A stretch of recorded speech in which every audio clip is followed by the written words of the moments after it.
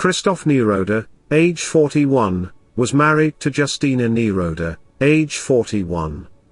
The couple married in 2011.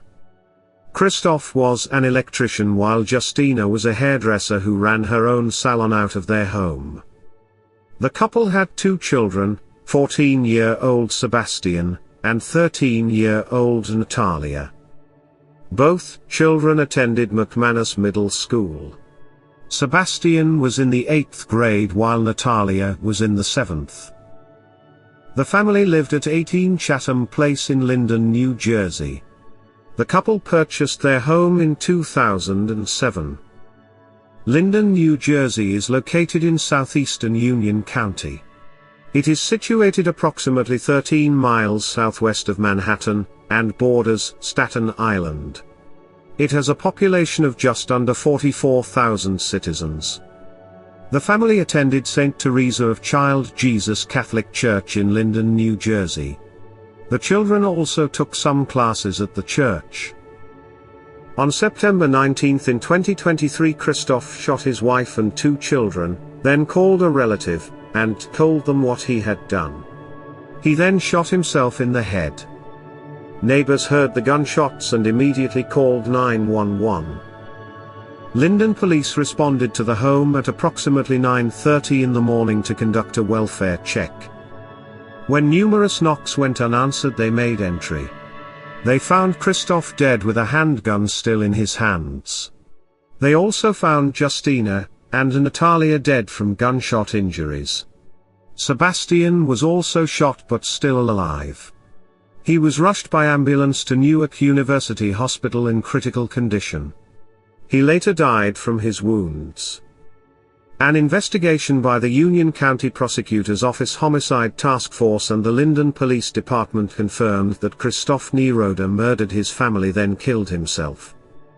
In tragedies of this magnitude, there are no words that can heal, nor explanations that can serve to make sense of them to the public, Union County Prosecutor William A. Daniel said in a statement. Our thoughts go out to the family and friends of these victims and to the Linden community as a whole in the wake of this horrible event. Police Chief Hart added, "It is difficult to find the words to describe the impact a tragedy like this has on our community, particularly for the families, our children, and first responders. We are not alone in our grief. Each of us has a shared responsibility to be there for our loved ones as we mourn the loss of our friends and neighbors. If you or someone you know may be suffering, please don't hesitate to ask for help before a crisis occurs." Neighbors said the couple was friendly. They'd see them walking their dog around the neighborhood, and often discussed their jobs, kids and bills with them. Neighbor, Angel Montañez, 56, also spoke to reporters saying, "They're a normal family. That's why it's impossible to believe," he said. "They go camping every long weekend, with a trailer they hook up to their car. You never know what goes on behind closed doors, but I'm still shocked. The whole family's gone." Justina's sister, Julia, set up a GoFundMe to help pay for funeral expenses for the family. Over $85,000 was raised. In the GoFundMe, she said, "It is with a broken heart that we have to share the tragic and unimaginable passing of my loving sister Justina, handsome godson Sebastian, and beautiful niece Natalia on Sunday, February 19 in 2023 in Linden, New Jersey. Justina was a beloved mother, daughter, sister, and friend to all. I am lucky to have called her my sister because she was caring, thoughtful, honest, and full of life. Sebastian and Natalia brought so much joy to everyone around them, and had a bright future ahead of them. I will always cherish them and the beautiful memories will live through us forever. Please keep Justina, Sebastian, and Natalia in your prayers.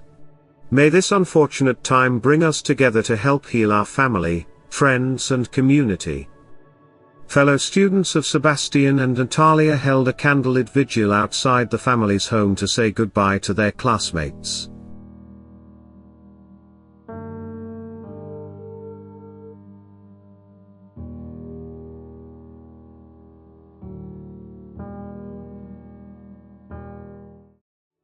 Natalia's friends speak to reporters about the impact of the loss. She was funny. And she had a good personality. And she always looked out for people. I thought it was not real. I thought I was like in a dream. Like the family had issues, or like he had issues with them, but I never knew that he was capable of that. Friends and neighbors are left in shock after the murders. Our community will feel this very much for these kids. I can imagine tomorrow in school how it's going to be. It's going to be horrible. She was always so nice, smile on her face every time. Never would think something was wrong. When her daughter was younger, her daughter would walk, a fake dog, a little doggy around, imitating her mom and stuff. I feel terrible today because I saw that kid since they born. Oh, I never saw any fight in that house. It was very nice people, very nice family, very together family. She went on the snow all the time together, play. Interim Superintendent of Schools Rocco Tomarczyk said in a letter to the school community Monday that once again he had the sad duty to report on tragic events. 2 of our students died yesterday at their home in Linden, Tomarczyk wrote. We in the Linden Public Schools look to ease the pain of our students and staff. The district's crisis response plan has been activated to support students and staff at McManus Middle School, as well as school number 10 where the 2 students previously attended elementary school. Tomarczyk said that beginning Tuesday and going forward, grief counselors will be available in schools to help process this loss. The death of 2 young lives affects us all, the superintendent said. But we are determined, now more than ever, that we will do all that is possible to help our students and staff process the impact of this tragic event, and to deal with the pain. Any student death affects us all. But we will never become so accustomed to loss like this that we can't respond with empathy, understanding and care. We will fully support each other during these difficult times. Let us all work together towards that end. Mayor Derek Armstead said in a public statement, it's terrible. There simply are no words to describe the trauma, heartbreak and sorrow that we are all experiencing. He went on to say that he could not recall a similar tragedy during his time in public office.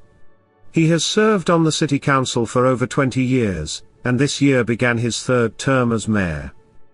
Funeral services were held for Justina, Natalia, and Sebastian at St. Teresa of the Child Jesus Church in Linden, New Jersey. Visitation was held at the Krzysztof McCracken Funeral Home in Linden, New Jersey on March 2 in 2023. A separate service was held for Krzysztof Nieroda. Jack Levin, professor of sociology and criminology at Northeastern University said, "We like to think that we're safe with our loved ones, but the largest number of mass killings in the United States occurs in the family." Levin said these family annihilators are not psychotic. They don't suffer from schizophrenia or mental illness. Instead, he says they have a superego. The person plans methodically to murder his family. If that person were insane, they'd be too confused to plan then carry out the crime. He said the murders usually come out of nowhere. He continued saying these types of murders cannot be predicted and almost always show no red flags. Levin said nearly all of these types of killers have suffered long and cumulative frustrations. They don't snap all at once. It's a prolonged despair that leads up to the murders. Something very small becomes the last straw. He said usually this person is chronically depressed but externalizes the blame. He said the problem with some of these family annihilators is the fact that even if you could see the signs and offer help, they wouldn't take it.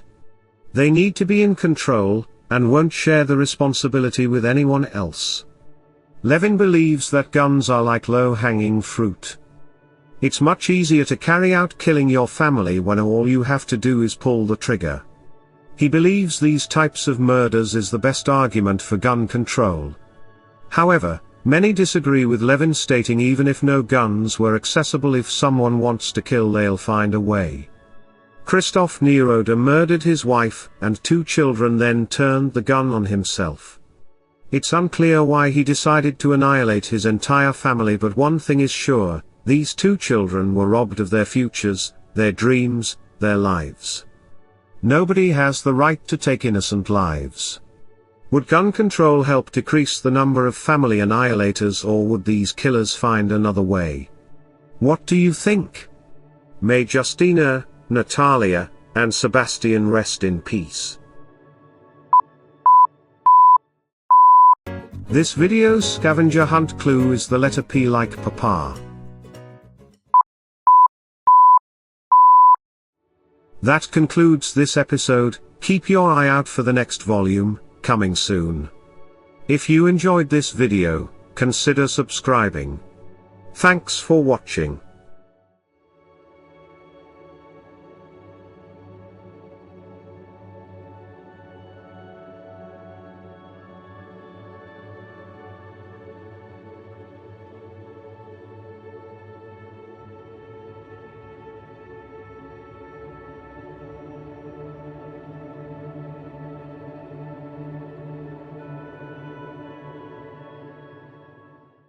Want to help support the channel you love, and get something in return?